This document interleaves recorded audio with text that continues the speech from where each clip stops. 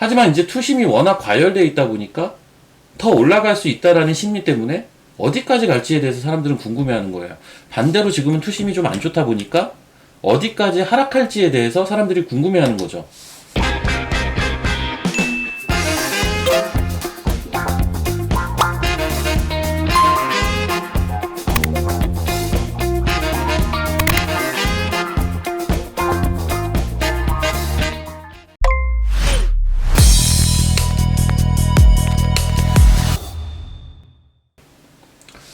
안녕하세요. 원의 박우신 파트너입니다. 자, 이 시간에 좀 공교롭게 월요일날 계속 연휴가 있었어요. 지금 2주 동안 월요일이 쉬는 날이어가지고 제가 이제 월요일 야간에 이러한 영상을 드렸었는데 오랜만인 것 같습니다. 3주 만에 뵙는 것 같네요.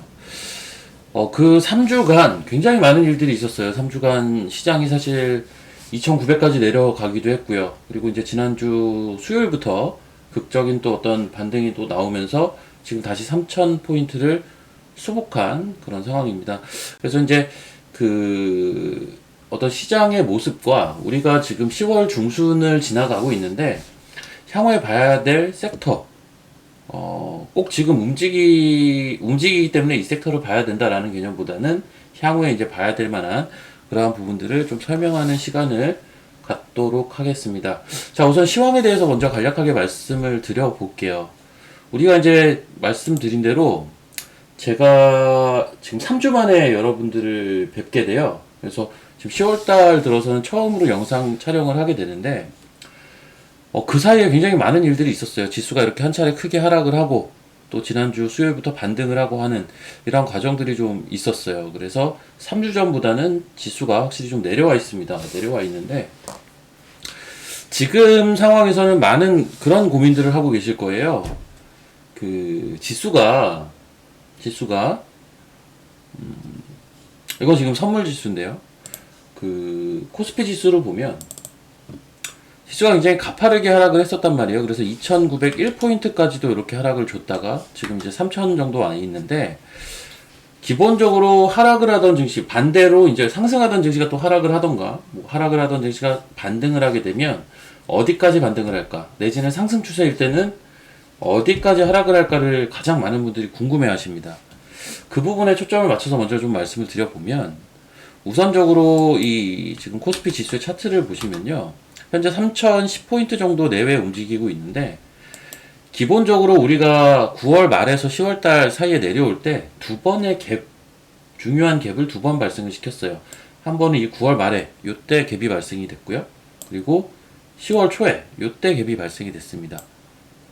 제가 여기 보면 선을 이렇게 두 선을 그어놨는데 이 갭을 메우는 자리를 말씀을 드리고자 하는 거예요. 그래서 1차적으로 자리가 사실 지금 자리고요. 2차적인 자리는 3,090포인트 정도 자리입니다. 3,090포인트 정도. 저 정도 자리예요. 일단은 그렇기 때문에 두 번의 갭을 동반하면서 급락을 했던 증시, 그리고 RSI 지표상 과열 매도 신호까지 보여줬던 자리였기 때문에 증시는 사실 이 자리에서는 추가 하락을 무서워하기는 좀 애매한 자리였어요. 애초에. 그러니까 추가 하락을 할지라도 받아가야 되는 자리였다라는 거고요. 지금 이제 반등이 나왔는데 그 두 번째 발생한 갭자리는 일단 메웠어요. 즉 이 말은 뭐냐면 낙폭이 과대했을 때 나오는 1차적인 반등은 나온 겁니다. 그런데 이제 이 자리에서의 움직임을 우리가 한번 잘 보실 필요가 있는 게 지금 단번에 넘어서진 못하고 있어요. 지난 금요일도 그렇고 오늘 같은 경우도 현재 오전장에 밑꼬리를 달다가 지금 올라온 그런 상황인데 저 자리에서 지금 좀 버텨내는 흐름인 거죠. 힘이 좀 있는 거라고 달리 말씀을 드리면 좀 해석이 가능할 것 같고 추가적인 반등도 한번 기대를 해볼 수 있는 그러한 상황이라고 보셔야 될 것 같아요. 게다가 이제 지난주 목요일이 옵션 만기였는데 사실 최근 한 달간 즉 이 기간 동안 최근 한 달의 기간 동안 우리가 이제 옵션 쪽에서 풋이라는 게 있어요. 풋이라는 옵션 상품은 하락을 할 때 수익을 보는 구조입니다. 그런데 개인들이 풋을 좀 많이 샀었거든요. 그 많이 샀던 풋들이 지난주 목요일 옵션 만기를 기점으로 수요일과 목요일 급락을 하면서 풋이 대부분 행사가 안 되는 그러한 현상들이 있었습니다. 상당수의 풋 가격이 하루에 70에서 90%까지 빠지는 일이 이틀 연속 있었어요.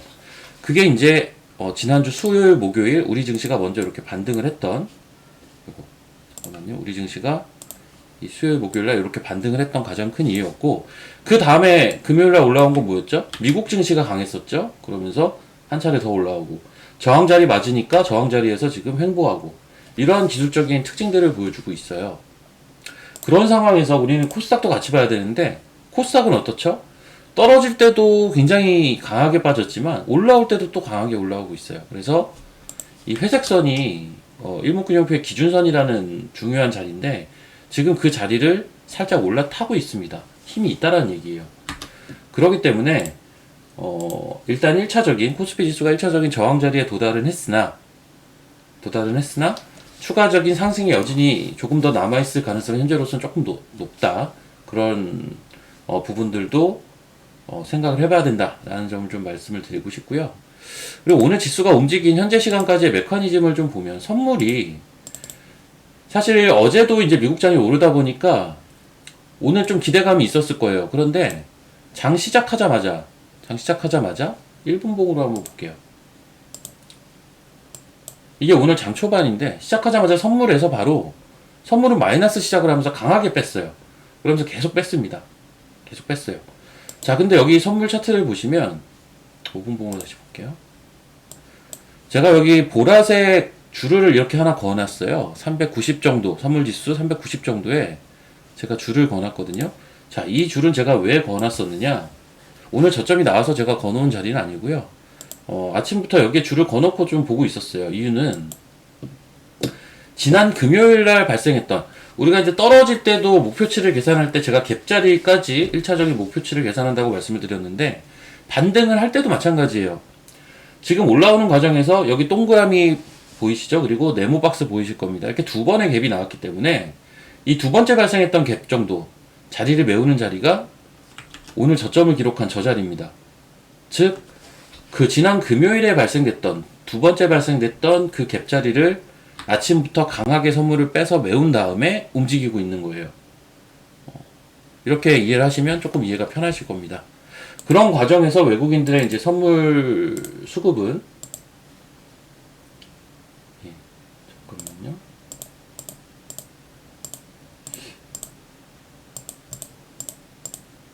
그런 과정에서 외국인들 선물 수급을 보면 이 파란색이거든요. 오전에는 3,000개, 4,000개까지도 팔았다가 쭉 샀어요. 그래서 1,000개 넘어가는 수량으로 매수를 했다가 현재 시간은 한 500개, 현재 뭐 1시 24분인데 500개 정도 매수세.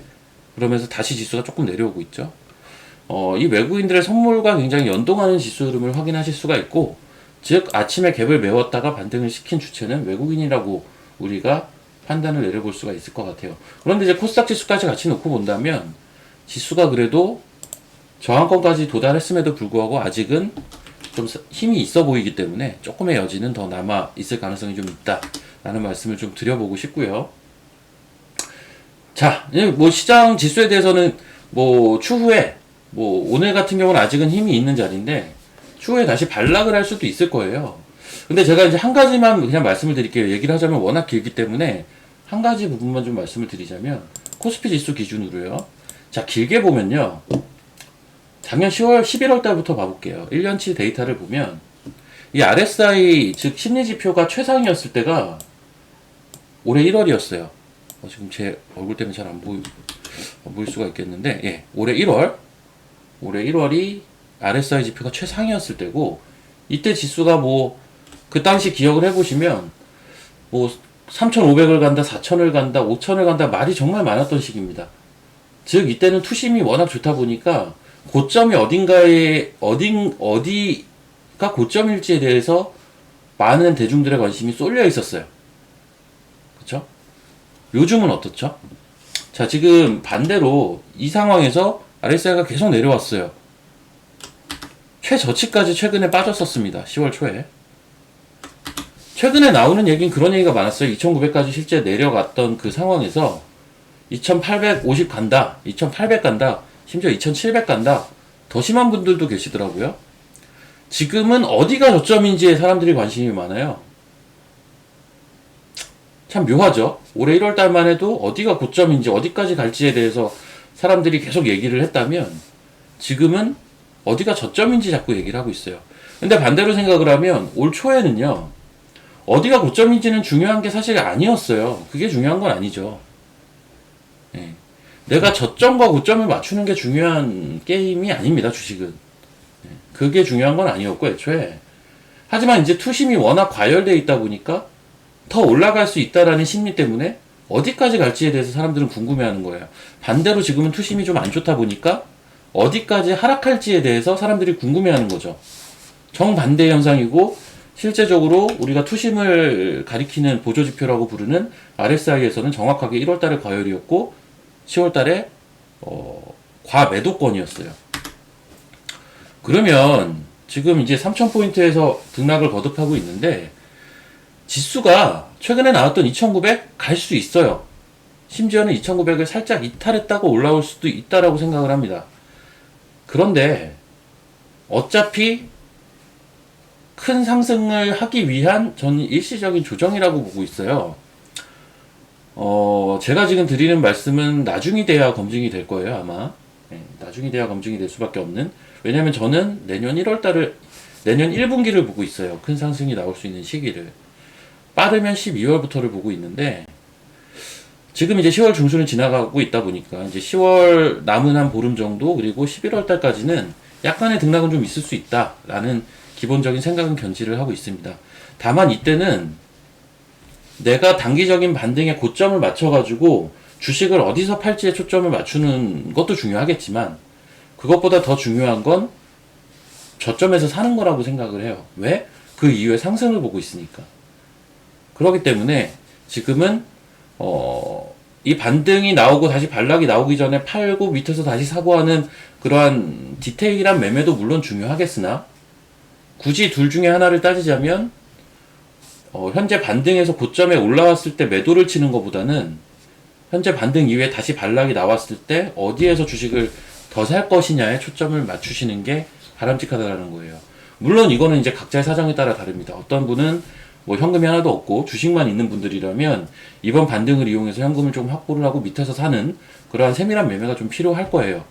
하지만 이제 그게 아니라 어느 정도의 밸런스가 유지가 되고 있다면 매도를 디테일하게 하는 부분에 초점을 맞추시지 마시고 매수를 얼마나 싸게 하느냐에 더 초점을 맞추셔야 된다는 거. 이 부분을 좀 말씀을 드리고 싶습니다. 그래서 시황은 제가 이 정도로 좀 정리를 하고요. 그리고 이제 그 부분을 좀 말씀을 드릴게요. 지금 움직이는 섹터들에 대한 건데 최근에 제가 이제 오랜만에 지금 방송을 하면서 그동안 움직이던 섹터들이 변화가 좀 있어 왔어요. 근데 한번 잘 생각을 해봅시다. 우리가 이제 오징어 게임이라는 게 나왔어요. 오늘도 좀 강세를 보이고 있는데 이게 글로벌 히트를 치면서 미디어 콘텐츠가 움직이기 시작을 했어요. 참고로 미디어 콘텐츠 관련돼서는 제가 이제 추석 때부터 여러 매체를 통해서 말씀을 드렸어요. 오징어 게임이라는 어떤 히트작이 트리거가 됐다라는 될 것이다라는 표현을 굉장히 많이 드렸었는데 사실 제가 생각했던 것보다 더 강합니다 지금. 근데 이제 특징은 뭐냐면 원래 모멘텀이 원래 올 초에 글로벌 OTT 확장으로 모멘텀을 가지고 있었어요. 이 모멘텀은 사라진 게 아님에도 불구하고 가격적인 조정이 또 있어 왔고요. 그 상황에서 어떤 트리거를 만난 겁니다. 그쵸? 똑같아요. 자, 최근에 강한 게 또 원전 섹터가 강해요. 원전 섹터. 트리거가 뭐였을까요? 프랑스, 일본, 영국, 원전 적용 범위 확대. 이유는 탄소 중립이에요. 이런 트리거가 있었어요. 이런 트리거가 원전 섹터를 움직이는 계기가 됐고요. 사실 원전 섹터는 몇 달 전에 한번 움직임이 있었어요. 그 당시에는 SMR, 소형 원자로죠. 소형 원자로 이야기가 나오고 그리고 정책 기대감까지 붙으면서 원전 섹터가 먼저 움직였었단 말이에요. 그리고 또 쉬는 과정들이 있었는데 최근에 이제 이런 뉴스 플로어가 나오면서 이 탄소 중립, 뭐 환경에 대한 관심들은 계속 뜨거운 상황에서 그 사이에 또 에너지 가격들은 계속 올라가고 있었죠. 그런 상황이다 보니까 탄소 중립 위해서는 원전 적용 범위가 확대해야 된다. 확대가 돼야 된다. 라는 그러한 의견들을 글로벌 각국에서 표명을 하고 있고, 이게 트리거가 된 거죠. 또 최근에 강하게 메타버스예요. 메타버스는 뭐가 트리거일까요? 지난주였어요. 메타버스 ETF가 설정이 됐어요. 이게 어떻게 보면 메타버스 섹터를 지금 움직이는 트리거가 되고 있는 거예요. 근데 사실 보면 메타버스 섹터도요, 이미 움직였던 섹터예요. 언제 움직였었느냐? 이거 몇 달 전에 움직였었죠. 예. 그 당시 이제 로블록스 상장을 계기로 시장 관심을 받았었죠. 그래서 수많은 종목들이 메타버스 관련주라고 해서 많은 움직임들, 많은 변동성들을 야기시켰는데, 이 섹터도 사실 몇 달 동안 조정을 받아왔단 말이죠. 예. 그럼 공통점은 뭐냐면, 미디어 콘텐츠, 원전, 메타버스, 한 가지 공통점입니다.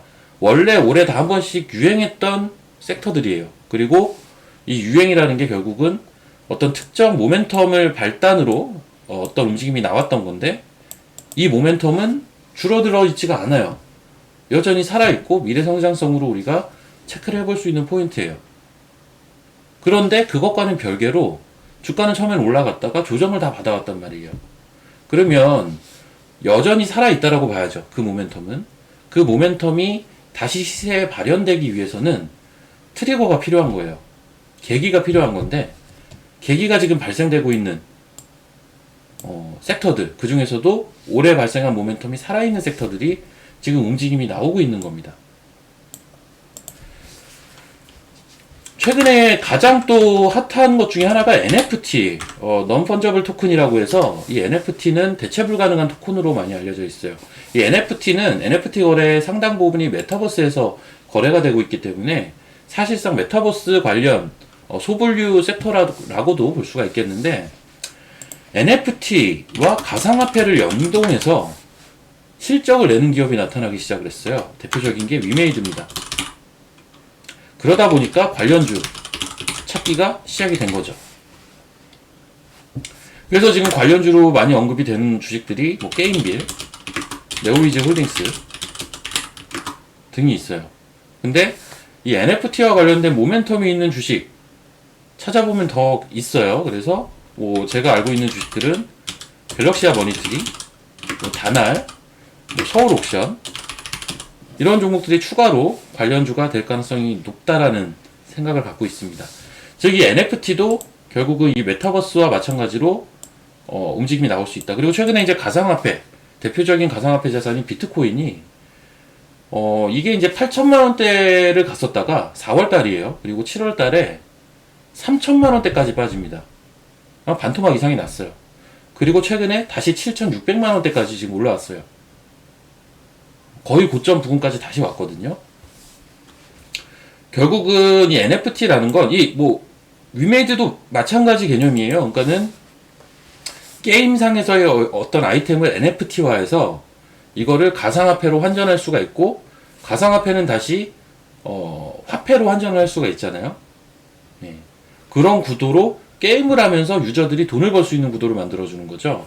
사실 로블록스도 마찬가지 개념이거든요. 로블록스 같은 경우도 유저들이 물론 소비도 하겠지만 거기에서 그 자신이 만든 컨텐츠를 가지고 수익을 낼 수도 있어요. 이 로블록스가. 그런 형태로 지금 실적을 내는 기업들이 움직이기 시작을 한 거예요. 그러면 NFT 그리고 가상화폐와의 연결고리, 여기에서 실적이 낼 수 있는 기업들을 우리가 한번 보셔야 됩니다. 언급드린 종목들이 이제 게임빌부터 서울옥션까지가 관련주라고 볼 수가 있을 것 같아요.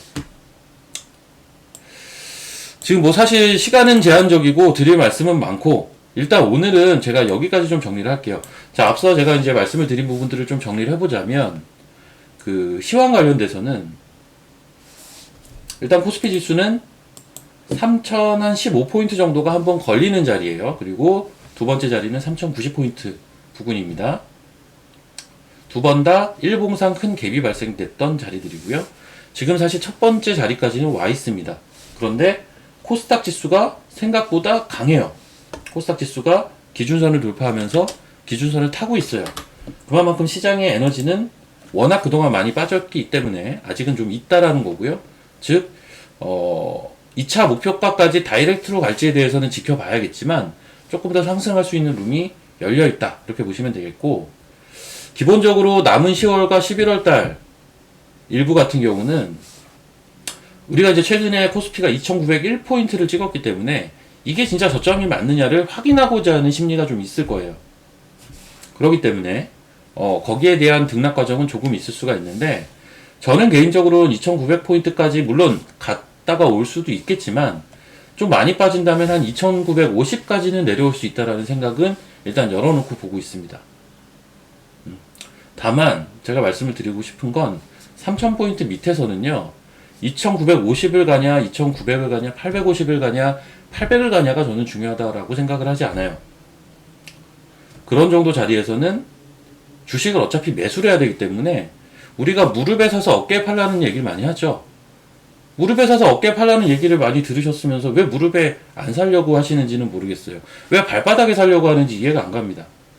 발바닥을 맞출 수 있으면 좋겠죠. 근데 이제 그럴 수는 없는 거거든요. 그런 가정을 깔고 간다면 인제 3000 밑에는 사야 돼요, 주식을.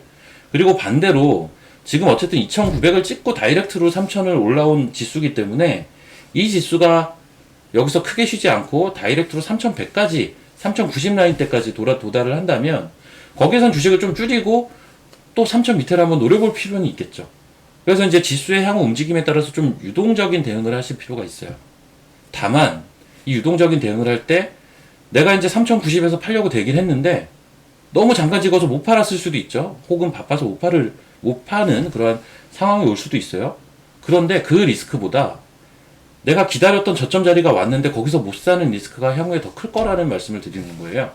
그래서 뭐 그런 어떤 향후의 주가 변동성과 움직임에 따라서 위에서 조금 팔고 밑에서 좀 사고 하는 그러한 매매가 병행이 되면 좋겠으나, 리스크 자체만 놓고 본다면 위에서는 실수로 못 팔아도 그나마 좀 낫다라고 생각을 하고요. 밑에 자리에서 실수로 못 사는 거는 향후에 치명적일 수 있다라고 생각을 합니다. 그렇기 때문에 그 부분에 포커싱을 해서 시장을 보셨으면 좋겠다, 이런 말씀을 드리겠고, 어차피 지금 시장은 지금 매매를 하는 것도 중요하지만요, 지금보다는 빠르면 뭐 11월 중순이라고 해야 될까요? 저는 이제 12월부터는 장이 좋아질 거로 생각을 하고 있기 때문에 그 장이 좋아졌을 때 어떤 섹터가 더 많이 가는 섹터들이 있겠죠? 거기에서 내가 올해 하반기에 힘들었던 부분을 어느 수준까지 만회를 할 수 있느냐, 혹은 심지어 이제 계좌잔고가 신고가를 칠 수 있느냐, 성패가 달려있거든요. 거기에 포커싱을 해서 전반적인 지금 시장을 대하셔야 된다고 저는 생각을 하고 있습니다. 그리고 마지막으로 지금 섹터에 대해서 말씀을 드렸는데, 지금 움직이는 섹터들은 특징이 딱 한 가지 특징이 있어요. 어떤 특징이냐면 대부분 다 올해 한 번씩 핫했던 그러한 섹터들이면서 그 섹터들 자체가 올해 핫했던 이유들이 있었을 거 아니에요? 그 이유들은 여전히 중장기 모멘텀으로 살아있는 섹터입니다. 이를 시세로 최근에 반영을 시킨 건 어떤 그 섹터만의 특이한 트리거가 있었을 뿐인 거예요. 미디어 콘텐츠에는 오징어 게임이 있었고, 원전에는 각국의 원전 적용 범위 확대가 있었고요. 메타버스에서는 메타버스 ETF 설정이 있었고요. 그리고 NFT 같은 경우는 가상화폐와 연결되면서 실적이 찍히는 기업. 그리고 사실 비트코인 쪽도 지금 해외 쪽에서 ETF 설정이 얘기가 나오고 있는 상황인 거죠. 그래서 이제 이런 트리거가 발생이 되면서 원래부터 중장기 모멘텀을 갖고 있는 섹터가 지금 빠르게 시세 반영을 해주고 있는 구간이다, 이렇게 좀 설명을 드릴 수가 있을 것 같습니다. 종목은 뭐 미디어 콘텐츠는 뭐 짧게 언급을 드리면, 미디어 콘텐츠는 저는 U라는 종목이 대장이라고 생각을 합니다. 원전 같은 경우는 두산중공업, 한전그룹, 그리고 소형주에서는 HRS라는 그룹 회사와 일진파워라는 회사가 내용이 좋다라고 생각을 하고 있어요. 메타버스 같은 경우는 당연히 자이언트 스텝이 대장이고요. 그리고 이제 다프오스로 이노뎁이라는 회사를 보고 있습니다. 마지막으로 지금 제가 NFT 관련돼서 종목을 한 5종목을 언급을 드렸는데, 이 중에서 저는 어떤 스케줄이나 내용상은 뭐 게임비는 최근에 많이 올랐어요. 내용상은 갤럭시와 머니트리가 저는 가장 좋다라고 보고, 최근에 이 NFT 관련돼서 게임주가 또 많이 올라가기 때문에 그런 상황에서는 조정을 사실 좀 많이 받은 네오이즈 홀딩스 좋다라고 봅니다. 그래서 이 네오이즈 홀딩스와 갤럭시와 머니트리가 좀 좋다라고 생각을 해요. 그리고 참고로 갤럭시와 머니트리는 제가 왜 일정상 부분을 체크를 해드리냐면 11월 1일 날 메타갤럭시아라는 NFT 플랫폼 마켓이 이 갤럭시아 머니터리 자회사인 갤럭시아 메타버스에서 오픈을 하게 됩니다. 궁금하신 분들은 내용을 찾아보시면 될 것 같아요. 그래서 결국은 이 NFT와 메타버스는 플랫폼 싸움이기 때문에, 그래서 이제 어떤 우리나라에서 거의 뭐 최초라고 볼 수가 있는 NFT 마켓 플랫폼을 오픈을 하는 부분은 충분히 큰 모멘텀이 될 수 있다, 이런 판단을 좀 하고 있습니다. 자, 그래서 이제 여기까지 좀 설명을 마치겠고요. 금일도 시청해주신 분들 감사드리고요. 다음 주에 조금 더 유익한 컨텐츠를 가지고 여러분들을 찾아뵙도록 하겠습니다. 항상 화이팅 하시고, 우리가 지금 8월, 9월 굉장히 어려웠죠. 10월 중순까지도 힘든 시장을 많은 분들이 지금 겪고 계실 텐데, 또 힘든 시점이 오고, 이렇게 투심이 악화된 시점이 와야 또 강력한 또 상승이 올 수 있는 그런 밑바탕이 될 수가 있다라고 좀 긍정적으로 시장을 보셨으면 좋겠어요. 지금은 막연한 두려움보다는 오히려 막연한 두려움을 안고 저점에 대한 매수 심리를 조금 더 강화해야 될 필요성이 있다. 연말 연초를 앞두고 매수 심리를 조금 더 강화하자라는 말씀으로 금일 방송을 좀 마치도록 하겠습니다. 시청해주신 분들 감사드립니다.